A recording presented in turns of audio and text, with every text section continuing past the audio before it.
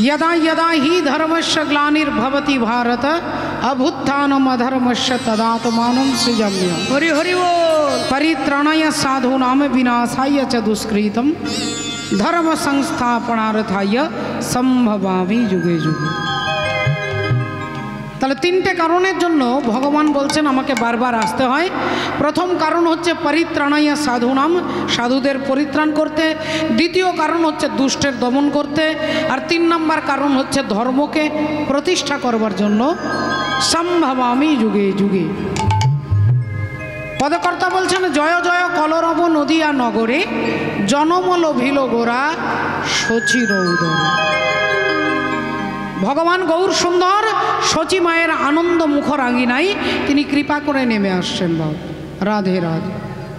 বৈষ্ণব পদকর্তা বলছেন অজ্ঞান অন্ধকার দূরীভূত করতে চৈতন্য ভগবান আপামর জীবের করুণার জন্য ভগবান গৌর সুন্দর নেমে এলেন। বাবু একটু ভালো করে যদি আমরা লক্ষ্য করে দেখি, শাস্ত্রের দিকে তাকিয়ে দেখি, ভগবান বলছেন মায়া মেতাং তারন্তীতে। ভগবানের মায়া বড় বড় পণ্ডিত, তাবড় তাবড় ব্যক্তি, ভাগবত ভক্ত ভগবানের মায়াকে বুঝতে পারা যায় না। বলেন সেই মায়া জীব অতিক্রম করতে পারে যদি জীব ভগবত কৃপা লাভ করেন। ভগবানের কৃপা মায়া মেতাং তারন্তীতে। ভগবানের মায়া তিনি অতিক্রম করতে পারে যিনি ভগবানের করুণা পেয়েছেন। রাধে রাধে। হরি বল, হরে কৃষ্ণ। যদি শাস্ত্র হাজার হাজার গ্রন্থ জানলেই ভগবানকে জানা যেত, তাহলে রাবণের থেকে বড় পণ্ডিত 4টে বেদ 10 বছর বয়সে মুখস্থ করেছিলেন। দাদুর নাম হচ্ছে পুলস্ত ঋষি, বাবার নাম হচ্ছে বিশ্বশ্রবা মুনি, সেই বাড়ির ছেলে হচ্ছে রাবণ। 4 বছর বয়স থেকে বেদ পাঠ শুরু করলো, 10 বছর বয়সে 4টে বেদকে মুখস্থ করে নিলেন। তাহলে যিনি এত শাস্ত্রজ্ঞ, শাস্ত্র তাকে বলছেন রাক্ষস। এত যার মধ্যে পাণ্ডিত্য রয়েছে তাকেও বলছে রাক্ষস। শুধু কিসের জন্য বাবা ঠাকুর? রাধে রাধে। একবার উলুধ্বনি হবে মা। শাস্ত্র তাকেও রাক্ষস বলছেন। শুধু কি গলদটা কি না, তার ভেতরে অহংকার আছে। হনুমান যেদিন প্রথম গিয়ে দাঁড়ালেন লঙ্কার মাটিতে, আমি বলছি না বাবা, আমার কথা শুধু শুনবেন না, শাস্ত্রের সঙ্গে মিলিয়ে দেখবেন। বাল্মীকি রামায়ণ বলছে হনুমান যখন লঙ্কার মাটিতে প্রথম পা রাখলেন তিনি চমকে গেলেন রাবণের বৈভব দেখে। রাবণের ভেতরে যে ইউনিভার্সিটি রয়েছে, যে বড় বড় কলেজ, সেই রাবণের ইউনিভার্সিটিতে সমস্ত ছাত্ররা ভোরবেলা থেকে উঠে বেদ পাঠ করছেন। আরেকটু এগিয়ে গেলেন, হনুমান দেখতে পেলেন সুন্দরী সুন্দরী রমণীগণ, অপ্সরাগণ, সুন্দর সুন্দর অপূর্ব সুন্দর দেখতে অপ্সরাগণ তপস্যা করছে। রাবণ একবার যদি তাদের দিকে ফিরে তাকায়, রাবণ দেখতে কেমন আমরা সবাই জানি, আমরা টিভি সিরিয়ালে দেখি, আমরা স্বাভাবিকভাবে ধরে নিই যে রাবণ বিশ্রী দেখতে, এই মোটা মোটা গোঁপ, বিরাট বড় ভুঁড়ি, কালো না, রাবণ অপূর্ব সুন্দর দেখতে। বাল্মীকি রামায়ণ বলছে অপূর্ব সুন্দর দেখতে রাবণ, যে রাবণকে পাওয়ার জন্য তপস্যা করছে বড় বড় সুন্দরী রমণীগণ। শুধু একবার রাবণ তাদের দিকে তাকাবে, হনুমান দেখে অবাক হয়ে গেছে। হনুমান দেখছে সবাই, সমস্ত রাক্ষস সেনাগণ বেদ পাঠ করছে, পুজো করছে, কেউ তপস্যা করছে, কিন্তু তথাপিও রাধে রাধে সেই রাবণ, তাকে শাস্ত্র বলছে রাক্ষস। কেন না, তার ভেতরে অহংকার আছে। তার ভেতরে অহংকার। হনুমান গিয়ে রাবণের রাজপ্রাসাদে গিয়ে দাঁড়ালেন, রাবণ বসে আছেন স্বর্ণ সিংহাসনে, একটা পায়ের ওপরে আরেকটা পা তুলে দিয়ে, সোনার হাতলের মধ্যে দুটো হাত রেখে দিয়ে, বুকটা উঁচু করে, মাথাটা উঁচু করে তাকিয়ে আছেন। এমন সময় হনুমান দাঁড়িয়েছেন। হনুমান কেমন দাঁড়িয়েছেন? একজন ভক্তের কাছে, একজন পণ্ডিত ব্যক্তির কাছে একজন হীন ব্যক্তি যেমন দাঁড়ায়, হনুমান হাত জোড় করে দাঁড়াচ্ছে। হনুমান হচ্ছে বুদ্ধিজীবীদের মধ্যে অগ্রগণ্য, বুদ্ধি মাতাম বরিষ্ঠম, বুদ্ধিজীবীদের মধ্যে অগ্রগণ্য হনুমান। আমি বলছি না, তুলসী দাস বলছেন, রামচরিত মানস বলছেন। বুদ্ধি মাতাম বরিষ্ঠম বতাত মানম বানারাই উদ্ধ মুখ্যম শ্রীরামদূতম শরণম প্রপদ্যে। সেই হনুমান হাত জোড় করে রাবণের কাছে দাঁড়িয়েছে, মাথাটা নিচু করে দাঁড়িয়েছে, আর রাবণকে বলছে সত্য কথা, অপ্রিয় সত্য কথা বলছে। বললেন, বাবা রাবণ, এখন তোমার জীবনের অনেক বেলা চলে গেছে, আর এখনো অনেক বেলা বাকি আছে।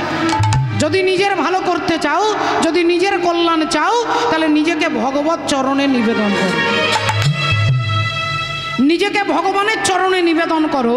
এ কথা যেই বলেছে, রাবণ হচ্ছে অহংকারী ব্যক্তি, আর অহংকারী ব্যক্তি কারোর উপদেশ সহ্য করতে পারে না। বল, অহংকারী ব্যক্তি উপদেশ সহ্য করতে পারবে না। কেউ যদি উপদেশ দেয়, তখন সে নিজেকে মনে করবে তাহলে কি আমি কম ব্যক্তি নাকি। আর রাবণ অমনি তেলে বেগুনে জ্বলে উঠলো, সঙ্গে সঙ্গে বড় বড় চোখ করে চিৎকার করে বলে উঠলো, তুই আমাকে জ্ঞান দিচ্ছিস? একটা বাঁদর, একটা মরকট, তুই আমাকে জ্ঞান দিচ্ছিস? হ্যাঁ, কে আছিস? কে আছিস? এ বেটা মরকটকে নিয়ে গিয়ে এর অঙ্গ ভঙ্গ করে দে, যা, এর অঙ্গ ভঙ্গ করে দে। এখন অঙ্গ মানে শরীর, আর ভঙ্গ মানে ভাঙা। তাহলে অঙ্গ ভঙ্গ, হনুমান ভাবছে তাহলে হয় হাত ভেঙে দেবে, নইলে পা ভাঙবে, নইলে কোমর, নইলে ঘাড় ভেঙে দেবে। রাবণ বলছে এর অঙ্গ ভঙ্গ করে দে। এই বেটা বাঁদর আমাকে জ্ঞান দিচ্ছে। আর অমনি সঙ্গে সঙ্গে, ওই যে বললাম বুদ্ধিজীবীদের মধ্যে অগ্রগণ্য, সঙ্গে সঙ্গে হনুমান দেখলো সোজা আঙ্গুলে ঘি উঠবে না, তাহলে আঙ্গুলটা একটু বাঁকা করতে হবে। আর রাবণকে দেখিয়ে দেখিয়ে হনুমান লেজটা ডান হাতে তুলেছে, আর ডান হাতে ধরে রাবণকে দেখিয়ে দেখিয়ে লেজটাকে ঘোরাচ্ছে, লেজটাকে ঘোরাচ্ছে, রাধে রাধে। রাবণ দেখছে হনুমান লেজটাকে ঘোরাচ্ছে, হনুমান লেজটাকে বুকে জড়িয়ে ধরছে, কখনো চুমু খাচ্ছে, কখনো মাথায় ছোঁয়াচ্ছে, কখনো চোখে ছোঁয়াচ্ছে, কখনো আবার বুকে জড়িয়ে ধরছে, বারবার লেজটার দিকে তাকাচ্ছে, আর বারবার জড়িয়ে ধরছে। আর রাবণ ভাবলেন তাহলে এর অঙ্গ ভঙ্গ করে কিছু হবে না, এর দুর্বল পয়েন্টে আঘাত করতে হবে। যেখানে দুর্বল পয়েন্ট সেখানে আঘাত করতে হবে।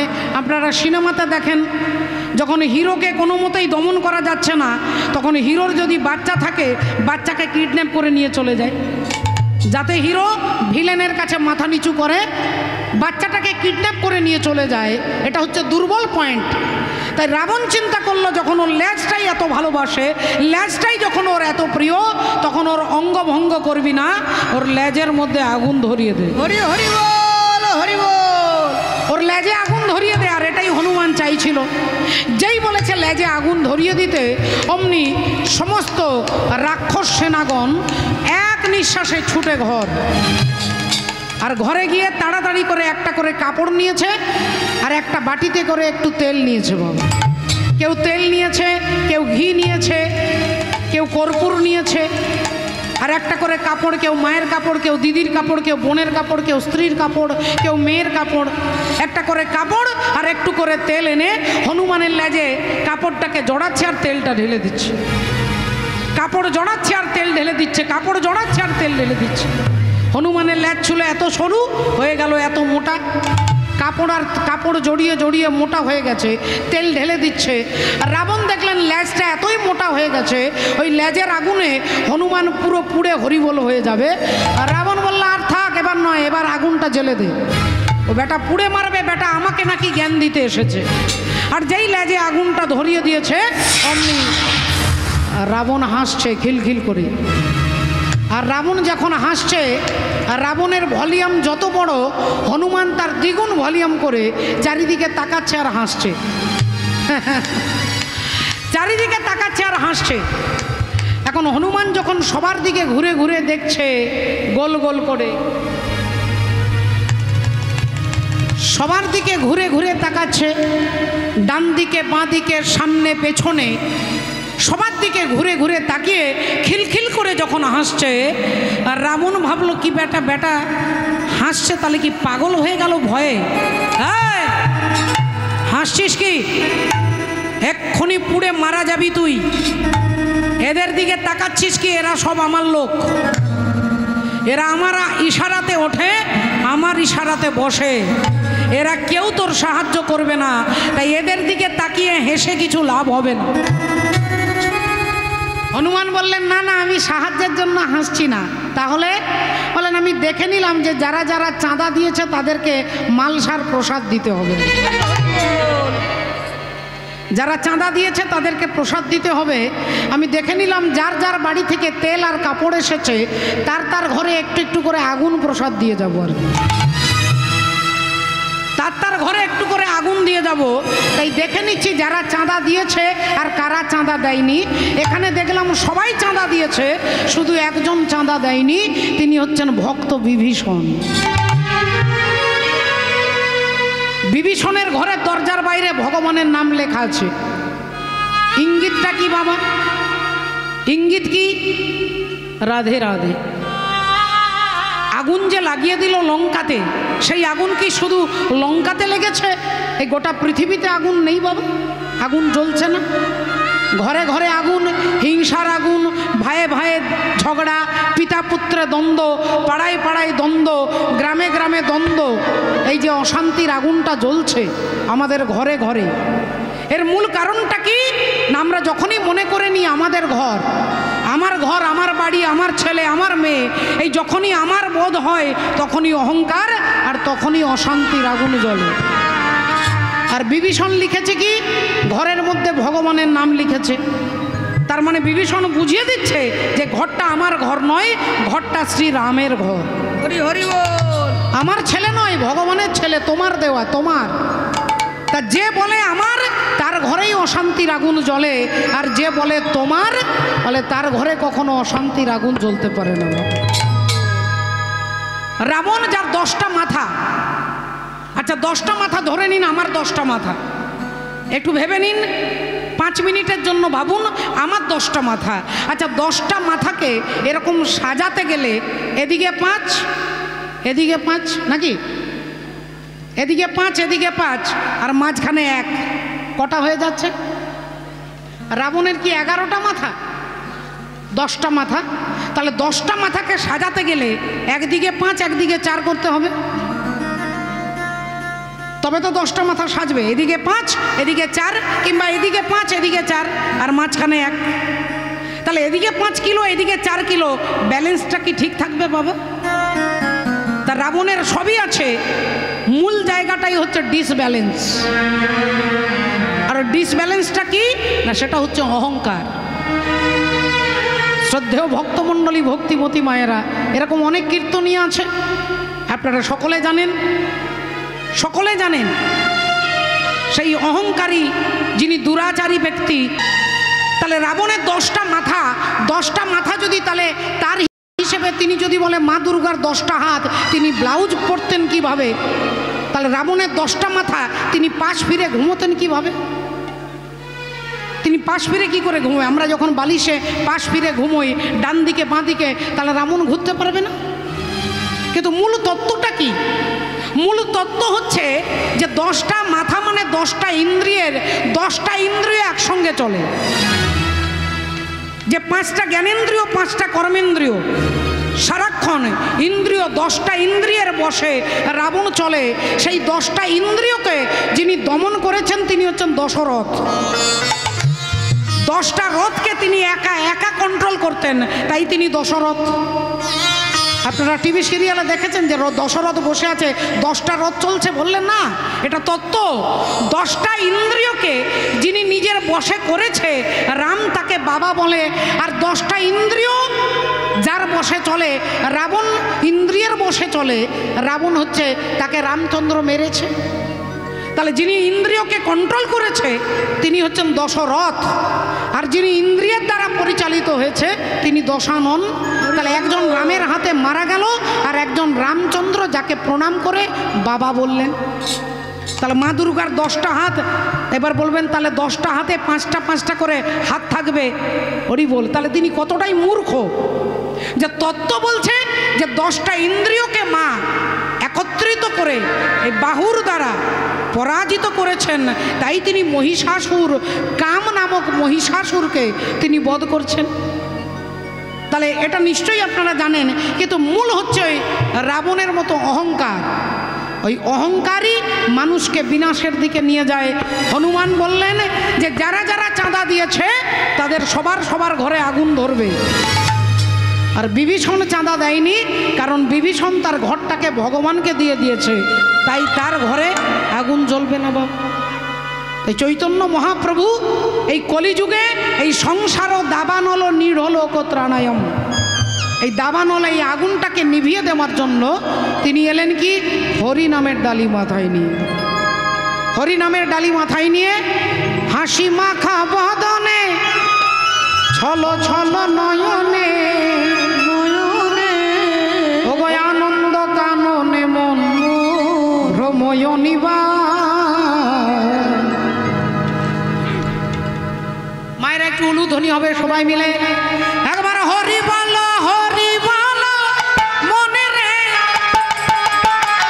হরি বলো মনে রে আমার, একবার হরি বলো মনে রে আমার, একবার হরি বলো মনে রে আমার। হাসি মাখা বদনে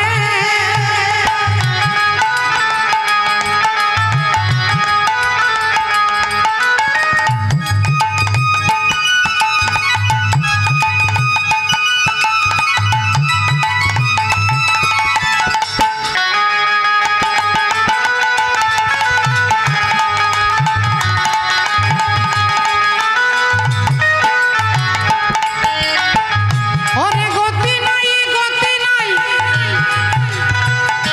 এই হরি নাম ছাড়া, তুমি কণ্ঠ ভরিয়া গাও হয়ে আত্মহারা।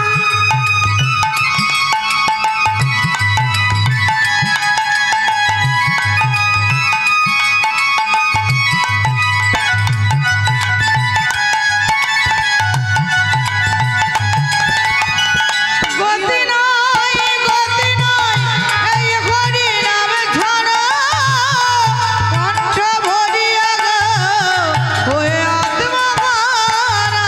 বলি ওই দেখো শ্মশানে কিবা রাত্রি দিনে, ওই দেখো শ্মশানে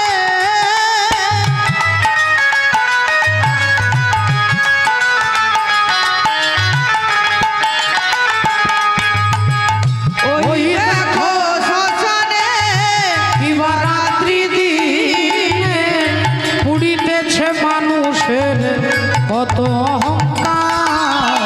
হরি বলো মনে রে একবার, হরি বলো মনে রে আমার, একবার হরি বলো মনে রে আমার, একবার হরি বলো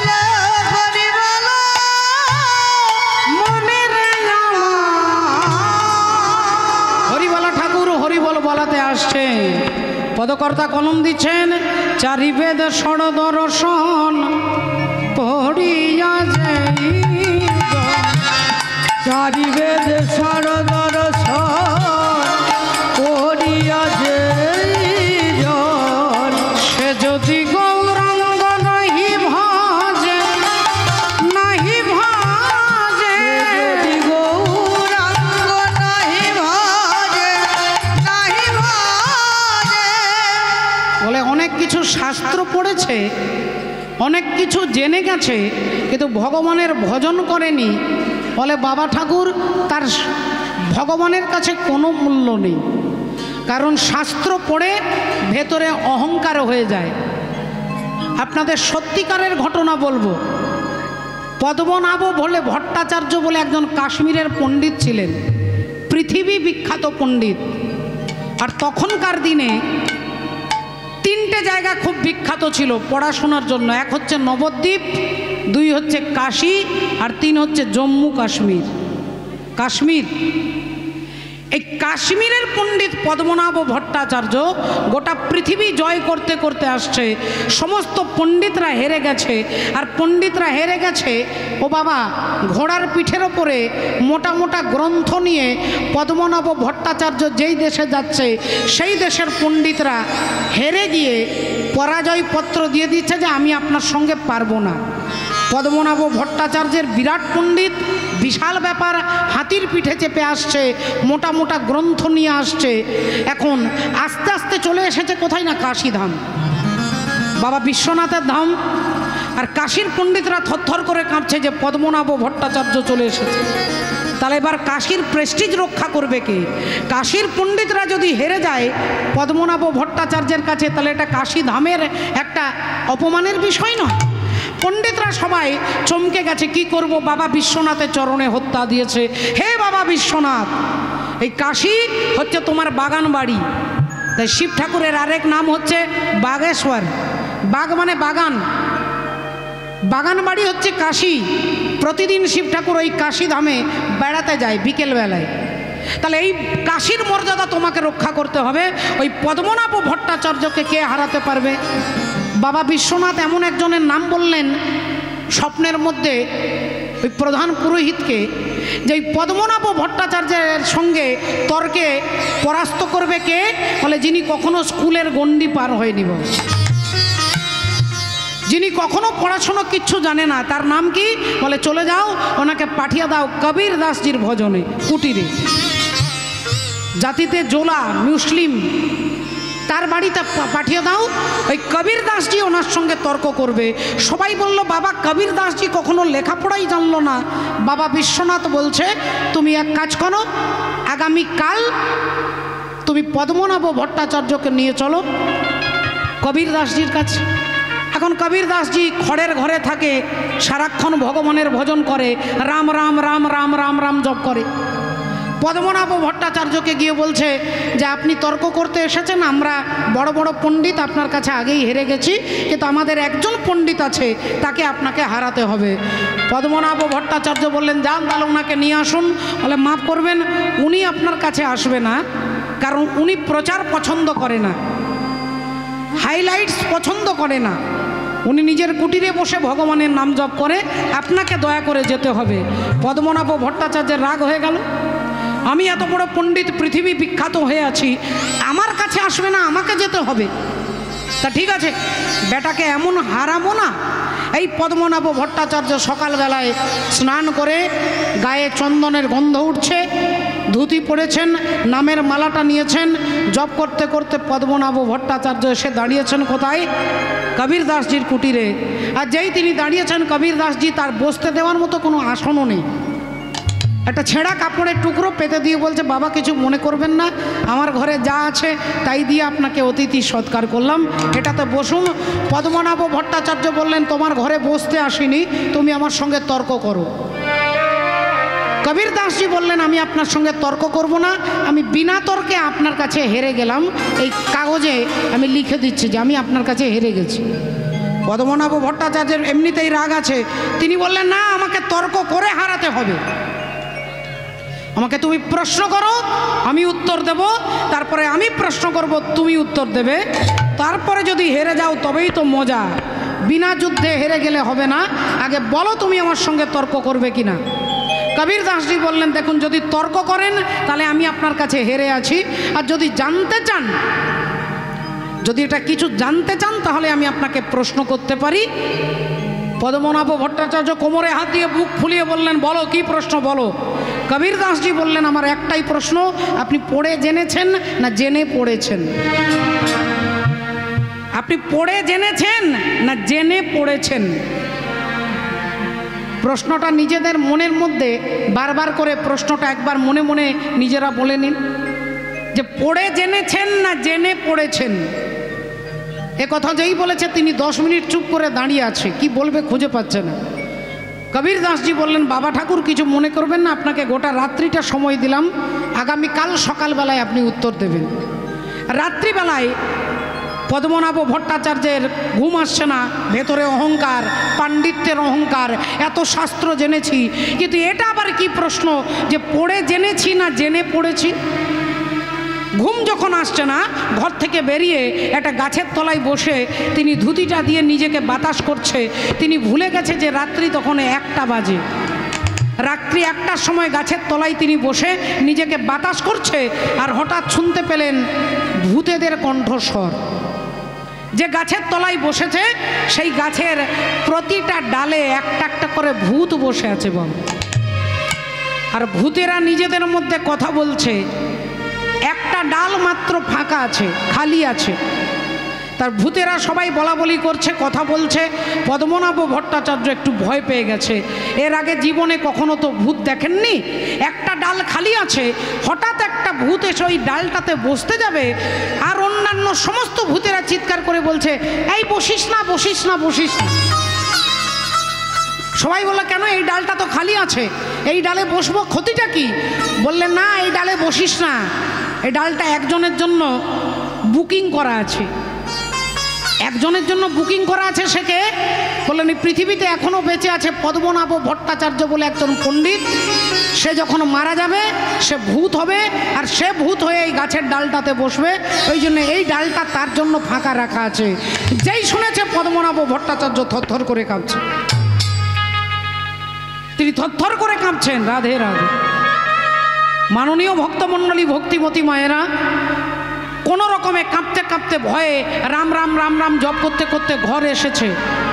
আর ঘর এসে সকালবেলায় সারা রাত্রি সারাক্ষণ তার মনে হচ্ছে যে সারা জীবন বই পড়লাম, সারা জীবন রাত্রি জেগে শুধু পাণ্ডিত্য অর্জন করেছি, আর আমি মরে গেলে ভূত হব, আমি মরার পরে ভূত হব।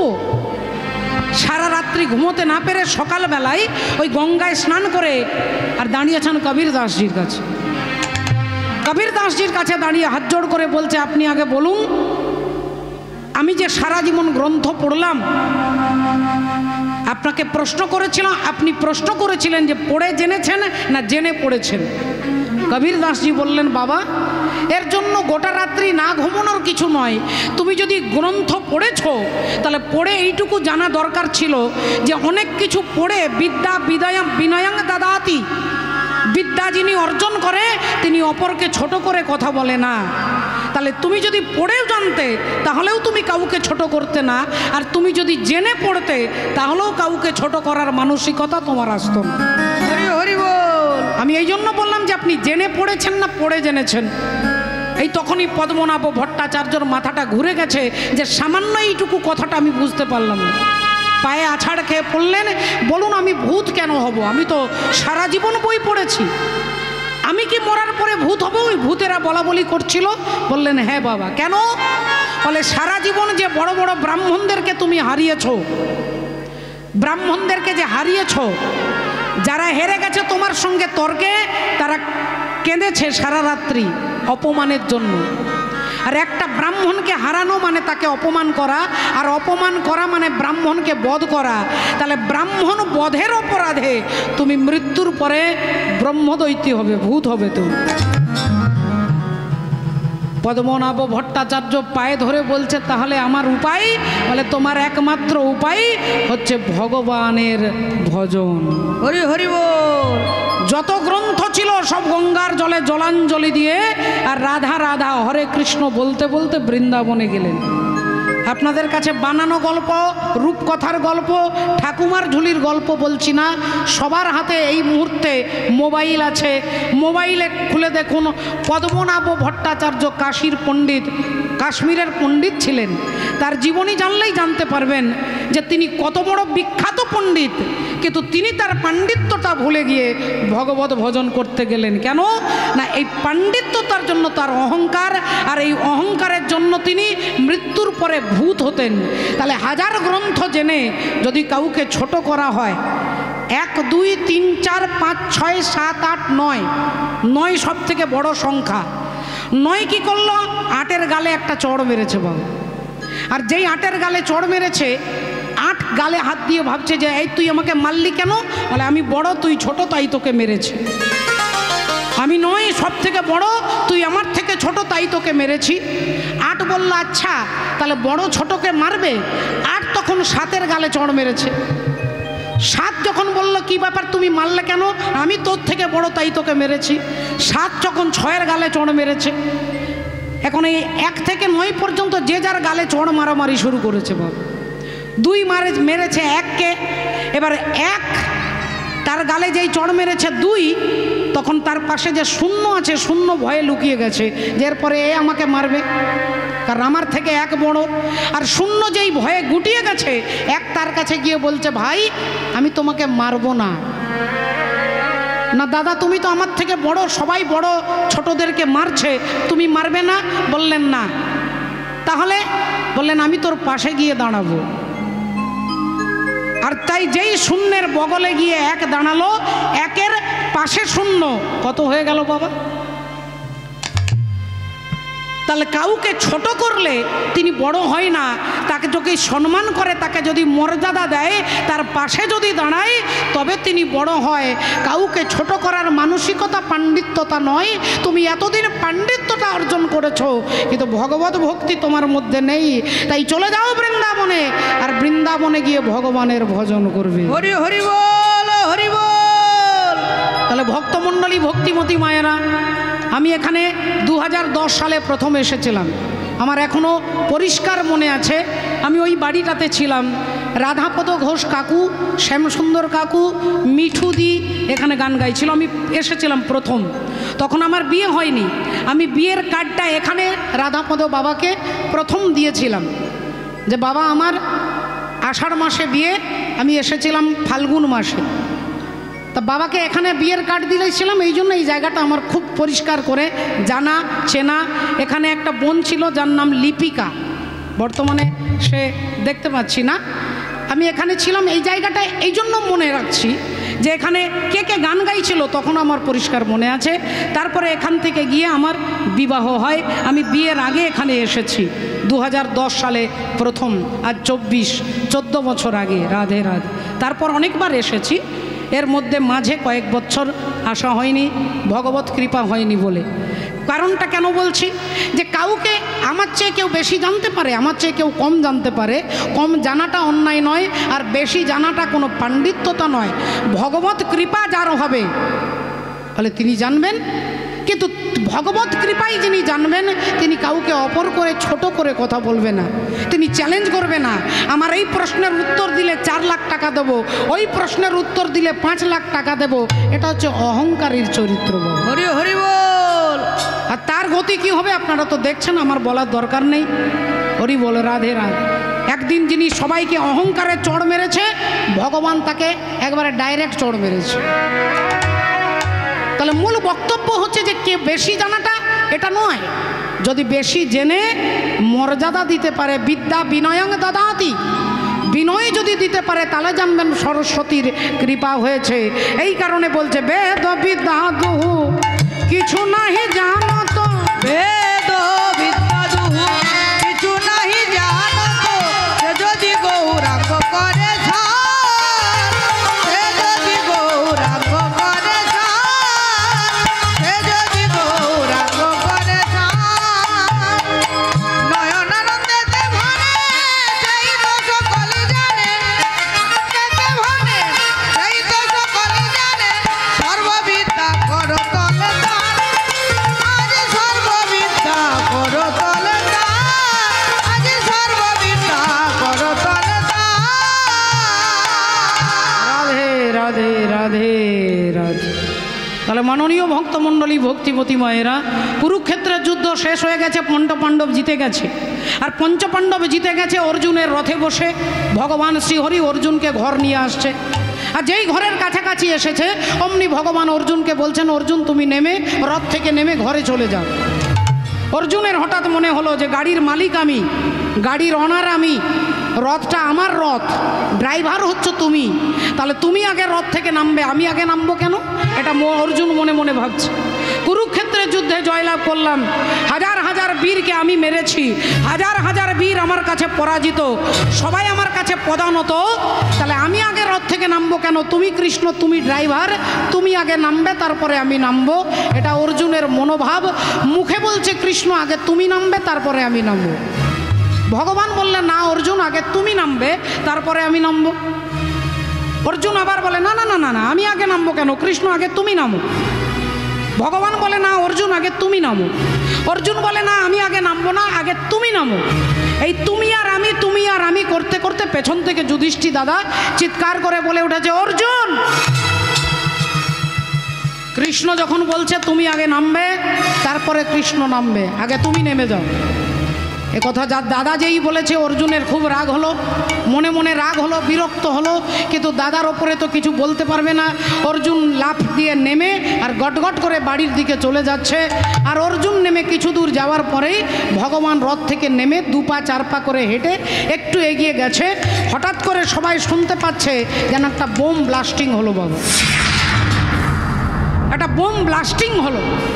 অর্জুন পিছন ফিরে তাকিয়ে দেখছে তার রথটা ফেটে গিয়ে টুকরো টুকরো হয়ে গিয়ে দাউ দাউ করে আগুন জ্বলছে। অর্জুন অবাক হয়ে ভগবানের কাছে এসে বলছে কৃষ্ণ, যে রথটাই তুমি ছিলে, যে রথটাতে আমি বসেছিলাম, সেই রথটা ফেটে গিয়ে আগুনে দাউ দাউ করে জ্বলছে কেন? কৃষ্ণ আমি তো বুঝতে পারছি না কারণটা কি। ভগবান বলে অর্জুন, তুমি যে সব বড় বড় বীরদের সঙ্গে যুদ্ধ করেছো তাদের একটা ঘাতক শক্তি এখনো পর্যন্ত ছিল, তাদের একটা ঘাতক শক্তি এখনো পর্যন্ত ছিল, কিন্তু তারা তোমার ক্ষতি করতে পারছিল না, অপেক্ষা করছিল যদি আমি তোমার আগে রথ থেকে নেমে যেতাম তাহলে এই রথের সঙ্গে তুমিও ফেটে টুকরো টুকরো হয়ে আগুন ধরে যেত। হরি হরি বল। কারণ দ্রোণাচার্য, কৃপাচার্য যে বড় বড় মহারথী, বড় বড় বীর, তাদের ঘাতক শক্তি অপেক্ষা করছিল, শুধু আমি রথে ছিলাম বলে তোমার ক্ষতি করতে পারছিল না। তোমার কথা শুনে যদি তোমার আগে আমি রথ থেকে নেমে যেতাম, এই রথের সঙ্গে তুমিও ফেটে টুকরো টুকরো হয়ে যেতে। যেই বলেছে অর্জুন অমনি পায়ে ধরেছেন। বাবা, অর্জুন তো নাটক করছে। ব্যাপারটা কাদের না, ব্যাপারটা আমাদের।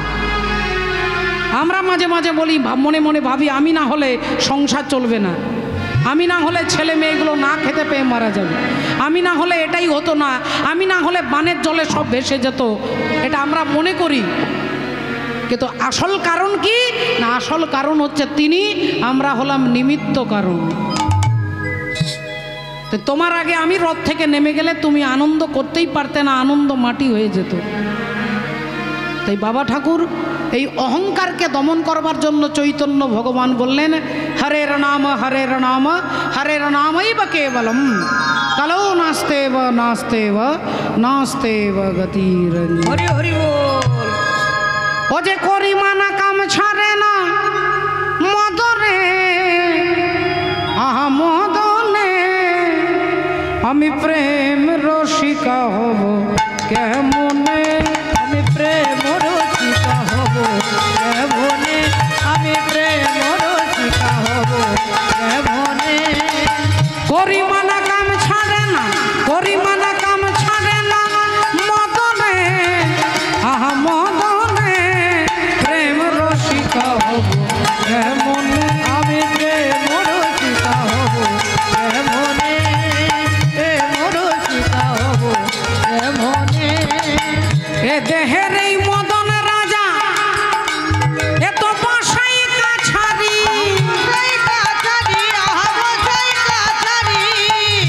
দেহের এই মদন রাজা বসাই কাছারি, জোরা জুরি করে তারা চাই সে হুজুরি, জোরা জুরি করে তারা চাই সে হুজুরি। মদন সে দুষ্টু ভারী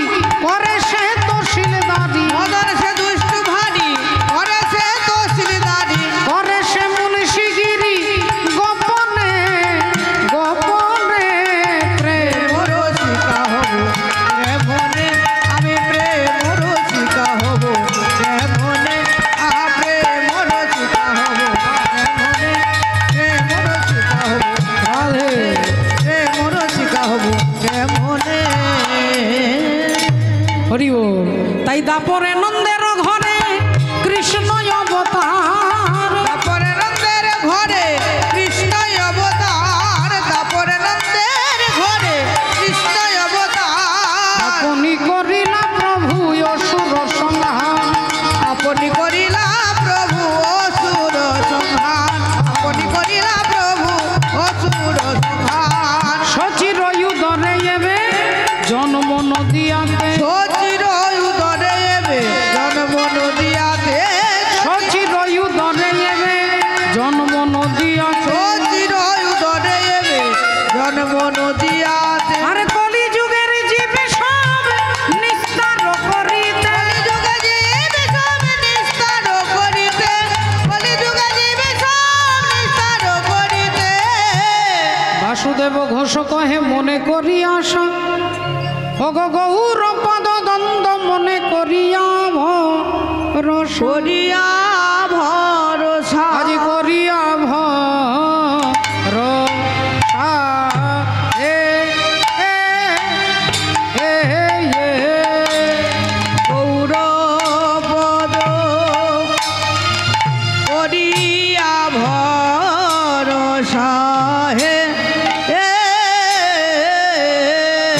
गुरुदाता खट्टा खट्टा में तार हैया गुरुदाता खट्टा खट्टा में तार हैया गुरुदाता हैया गुरुदाता हैया रे दा खिदा रे दा खिदा गुरुदा नहीं ता गुरुदा गुरुदा गुरुदा रे दा गुरुदा हेना गया हेना गया ए গৌরপদ করিয়া ভরসা, आधी कर गड़े हां आधी कर गते ताके तेरे केटे रात गुरुदा के করিয়া ভরসা। आधी कर गड़े हां आधी कर गड़े हो आधी कर এ গৌরপদ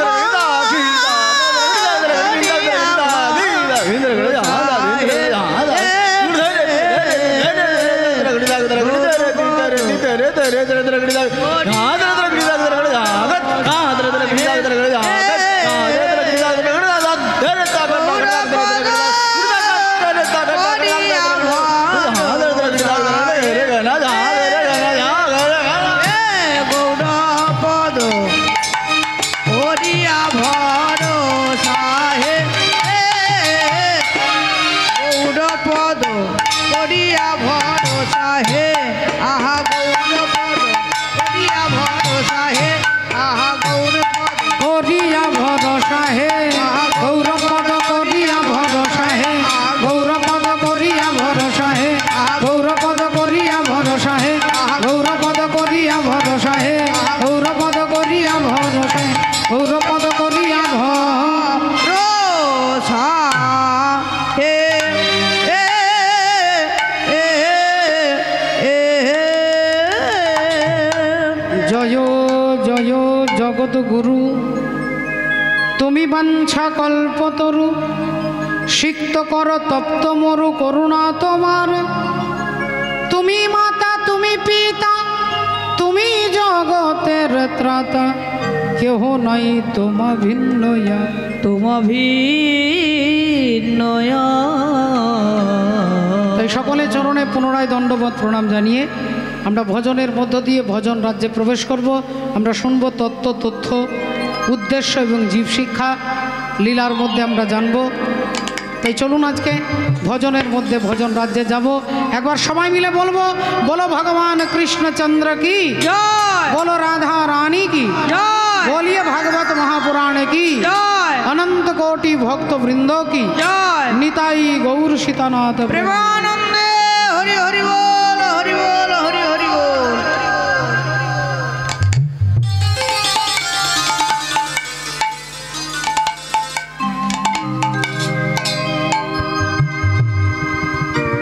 जय राधे।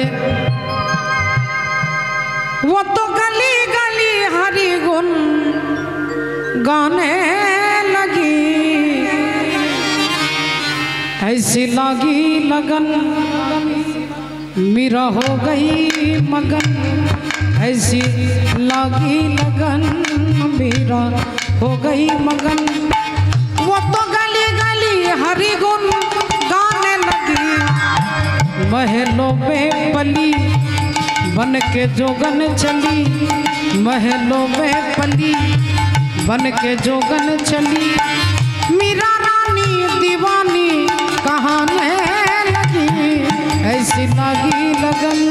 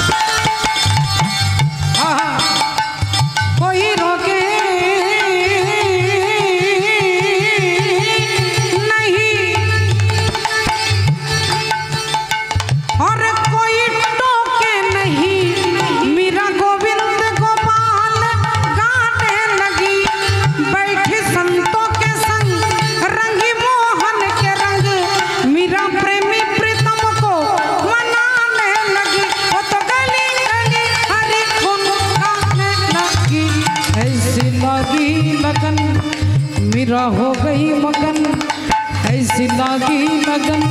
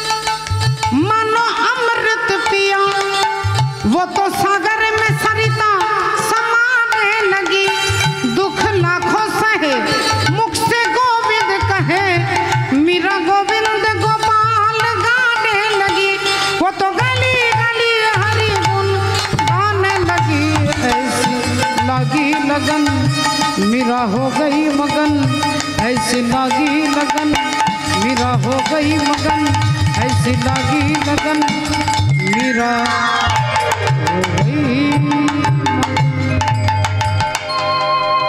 निताई गौर सीतानाथ प्रेमानंदे। हरि हरि बोल, हरि बोल, हरि हरि बोल। ভক্তমণ্ডলী ভক্তিমতী মায়েরা আসুন মাগো। আজকে আমরা যেহেতু অহংকার, ওই অহংকারের কথাই শুনছি, অহংকার যদি বিনাশের দিকে টেনে নিয়ে যায়, তাহলে আজকে অহংকার দমন কি করে হবে, কার হয়েছিল অহংকার, কেন হলো অহংকার, এই তথ্য আমরা শুনবো। রাধে রাধে। যার এই তো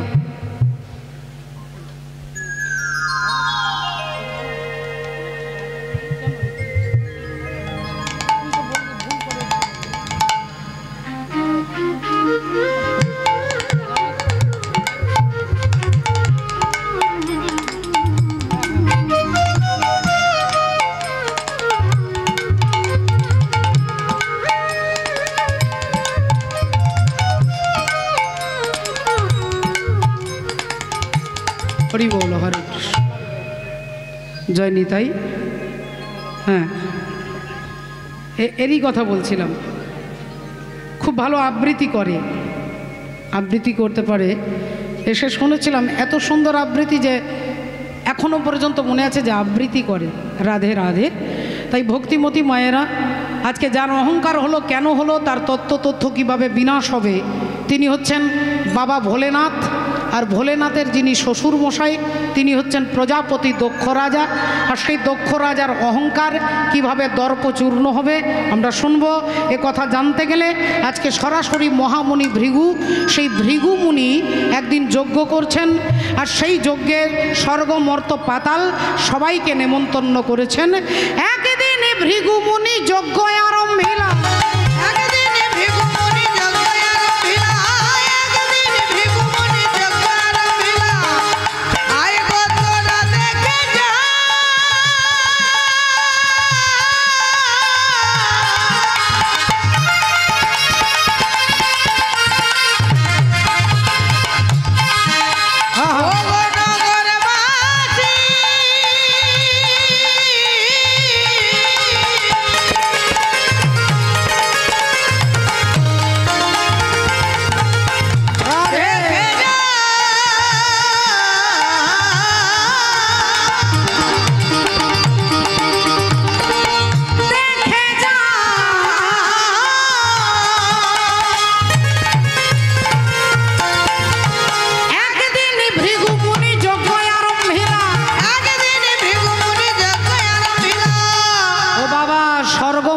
পাতাল সবাইকে নেমন্তন্ন করেছে।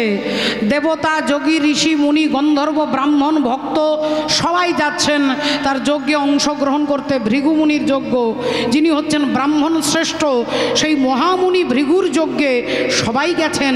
এমনকি ব্রহ্মা, বিষ্ণু, মহেশ্বর সব গিয়েছেন, সেই যজ্ঞে উপস্থিত হয়েছেন। কিন্তু ওই যজ্ঞের যিনি স্পেশাল অতিথি তিনি হচ্ছেন প্রজাপতি দক্ষ রাজা। এই যে প্রজাপতি কথাটা বলছি, প্রজাপতি কিন্তু তার নাম নয়। প্রজাপতি হচ্ছে একটা পদের নাম। পদের নাম মুখ্যমন্ত্রী, পদের নাম প্রধানমন্ত্রী, পদের নাম রাষ্ট্রপতি। এটা কারোর নাম নয়, এটা পদ। তো রাষ্ট্রপতির চেয়ারে যিনি বসেন তিনি শ্রীমত্তা শ্রদ্ধেয়া দ্রৌপদী মুর্মু। প্রধানমন্ত্রী চেয়ারে যিনি বসেন তিনি শ্রদ্ধেয় শ্রী নরেন্দ্র মোদী। সেরকম প্রজাপতির চেয়ারে যিনি বসেন তিনি হচ্ছেন দক্ষ রাজা। সেই দক্ষ রাজা হচ্ছে স্পেশাল গেস্ট, প্রধান অতিথি। তিনি আসছেন, একটু দেরি করে আসছেন। ভেতরে অহংকার আছে তো, সবাই চলে যাক, সবাই আমার জন্য অপেক্ষা করবে, সবাই আমার দিকে তাকিয়ে থাকবে, সবাই আমার জন্য রাস্তা তাকাবে। এই 1 ঘন্টা পরে প্রজাপতি দক্ষ রাজা আসছে। হেন কালে আইলেন দক্ষ প্রজাপতি, হেন কালে আইলেন দক্ষ প্রজাপতি, হেন কালে আইলেন দক্ষ প্রজাপতি। তাহারে দেখিয়া সবে করেন প্রণতি, তাহারে দেখিয়া সবে করেন প্রণতি, তাহারে দেখিয়া সবে করেন প্রণতি। প্রজাপতি দক্ষ রাজা কিরকম ঢুকলেন আপনারা সকলে দেখলেন। একটা হাতের ওপরে আরেকটা হাত দিয়ে, মাথাটা উঁচু করে, বুকটা ফুলিয়ে, ডান দিক বাঁ দিক তাকাতে তাকাতে আসছে।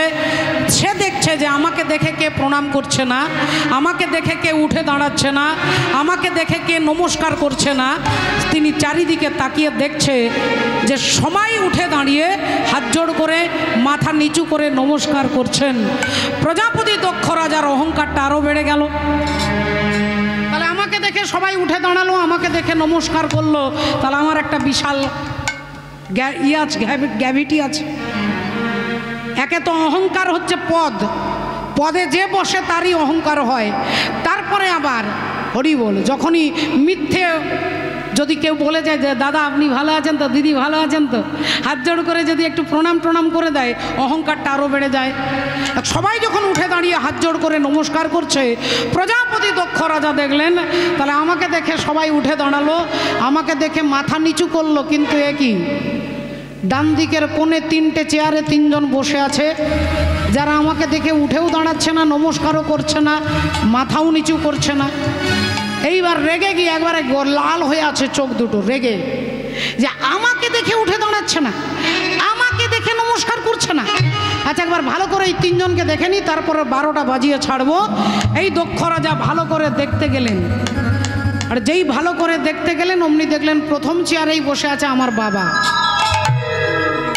প্রথম চেয়ারে বসে আছে আমার বাবা। দক্ষ রাজার বাবা হচ্ছে সৃষ্টিকর্তা ব্রহ্মা। ব্রহ্মার পায়ের বুড়ো আঙ্গুল থেকে দক্ষ রাজার জন্ম হয়েছে। তাহলে আমি যার থেকে জন্ম নিয়েছি তিনি আমার বাবা, তাহলে বাবা বসে আছে, বাবা তো আর আমাকে দেখে প্রণাম করবে না। আচ্ছা, বাবার পাশের চেয়ারে কে বসে আছে একটু দেখি। এই যেই আবার ভালো করে দেখতে গেলেন, দেখলেন বাবারও বাবা বসে আছে, মানে আমার দাদু বসে আছে। তা দাদু তো আর আমাকে দেখে মাথা নিচু করবে না, দাদু তো আমাকে প্রণাম করবে না। দাদু বসে আছে, বেশ করেছে। আচ্ছা, দাদুর পাশের চেয়ারে কে বসে আছে একটু দেখি। আর যেই দেখতে গেলেন অমনি মুখ দিয়ে বেরিয়ে গেল গালি গালাজ, অভদ্র, অসভ্য, ইতর, বাঁদরের মতো চোখ, শ্মশানে মশানে ঘুরে বেড়ায়, বাঘ ছাল গায়ে পড়ে, চিৎকার করে বম বম করে, ভূত প্রেতের সঙ্গ করে, ছাই ভস্য মাখে। কথাটা কাকে বলছে মা? এদিকের মায়েরা। ও মা, হ্যাঁ, ওই মাকে একটু তুলে দিন। উনি তখন বলবে, সকালে উনি বলবে চৈতালি যে কি কি দেন, কি কি। মা ঘুমিয়ে শুনলে বোঝা যাবে। হ্যাঁ, শিব ঠাকুর ঠিক বলেছেন। প্রজাপতি দক্ষ রাজা শিব ঠাকুরকে বলছে, কত কি কথা বলছে না, অভদ্র বলছে, মূর্খ বলছে, গাধা বলছে, অশিক্ষিত বলছেন, বাঁদরের মতো চোখ বলছেন, শ্মশানে মশানে ঘুরে বেড়ায়, ভূত প্রেতের সঙ্গ করে। কিন্তু কথাটা যাকে বলছেন তিনি একান দিয়ে শুনছেন আর একান দিয়ে বাইরে বার করে দিন। অপরাধ নেবেন না বাবা, এটা ছোট মুখে বড় কথা। অনেক সময় কীর্তনিয়াদের কার্ডে এখন তো দেখবেন প্রতিটা কীর্তনিয়া সম্রাট, তত্ত্ব সম্রাট। বলে বাবা ঠাকুর যিনি তত্ত্ব সম্রাট হবেন, আপনারা ভালো ভালো পণ্ডিতদেরকে জিজ্ঞাসা করবেন, শাস্ত্রজ্ঞ ব্যক্তিদের জিজ্ঞাসা করবেন যে তত্ত্ব যিনি এক বিন্দু জেনেছেন, তিনি গাড়িতে চেপে সারা রাজ্যে রাজ্যে গ্রামে গ্রামে ঘুরে ঘুরে কীর্তন করতে পারবে না। তত্ত্ব সম্রাট যিনি, তিনি হচ্ছেন শিব ঠাকুর।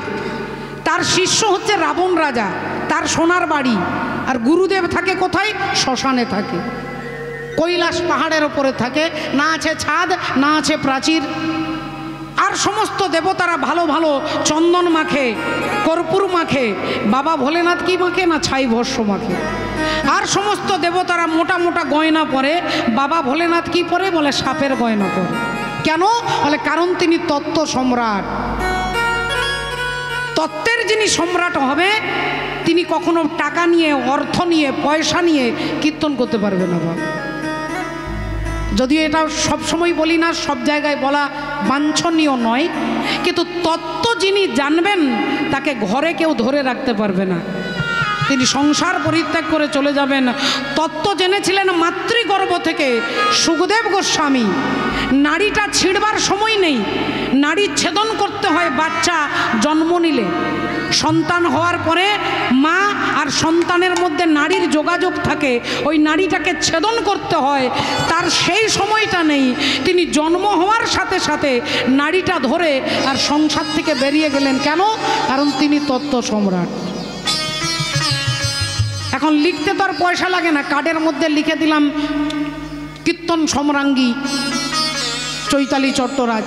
লিখতে তো আর কেউ এসে ধরে নিয়ে যাবে না। তো এটা সব থেকে বড় ভণ্ডামু, এটা সব থেকে বড় ভণ্ডামু যে সম্রাট। সম্রাট হচ্ছেন একমাত্র বাবা ভোলেনাথ, যিনি সমস্ত তত্ত্ব জানে। কিন্তু থাকে কীরকম? বলে হাত জোড় করে দেখুন, তাকে বলছে গাধা, তাকেই বলছে মূর্খ, তাকেই বলছে অভদ্র। যিনি হচ্ছেন যোগীরাজ, তিনি যোগী সম্রাট, তিনি জ্ঞানের সম্রাট। জীব না জেনে যে তত্ত্ব, সেই তত্ত্ব জানে শিব। আর তাকে বলছে এতগুলো কথা তিনি একান দিয়ে শুনছেন, একান দিয়ে বার করছেন। কেন? বলে ত্রিনাদুপি শুনিছেন তররি বা সহিষ্ণু না অমানি না মানো দেন কীর্তনিয়া সদা হরি। তিনি হাসতে হাসতে এখানে শুনে এখান দিয়ে বার করে দিচ্ছেন। কিন্তু তিনি বার করে দিলে কি হবে বাবা? শিব ঠাকুরের ভক্তরা কি ছেড়ে দেবে? শিব ঠাকুরের দলের লোক হই হই করে উঠল। এই আপনি মুখ সামলে কথা বলবেন। আপনি আমাদের মালিককে বলছেন গাধা, যিনি নাকি যার থেকে বড় শিক্ষিত এ জগতে আর কেউ নেই। আপনি আমাদের মালিককে বলছেন অসভ্য, যার থেকে মঙ্গলকারী জগতে আর কেউ নেই। এই যখনই শিব ঠাকুরের দলের লোক মাথা গরম হয়ে গেছে, যাচ্ছা তাই বলতে লাগলেন প্রজাপতি দক্ষ রাজাকে। তখন ভৃগুমুনি সামনে মাঝখানে দাঁড়িয়ে বললেন, এই, চুপ, একটাও কথা বলবে না। শ্বশুর আর জামাইয়ের কথা হচ্ছে। শ্বশুর হচ্ছে দক্ষ রাজা, জামাই হচ্ছে শিব ঠাকুর। দক্ষ রাজার মেয়ের সঙ্গে শিব ঠাকুরের বিয়ে হয়েছে।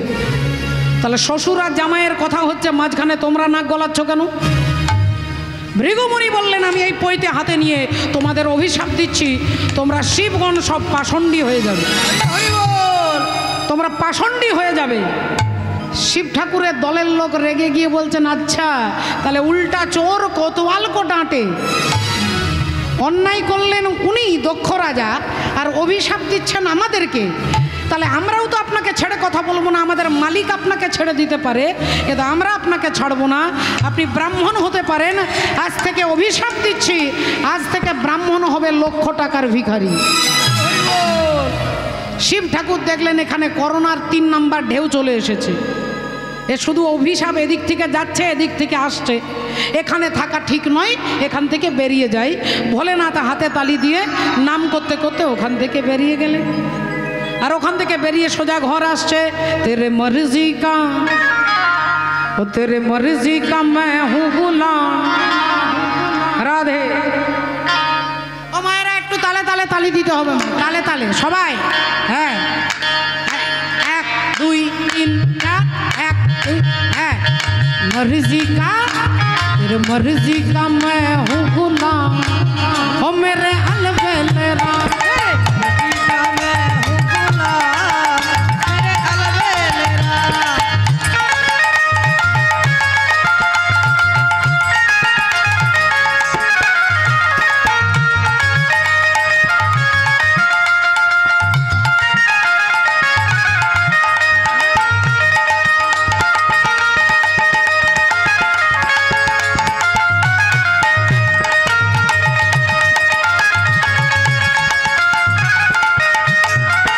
अलबेलेरा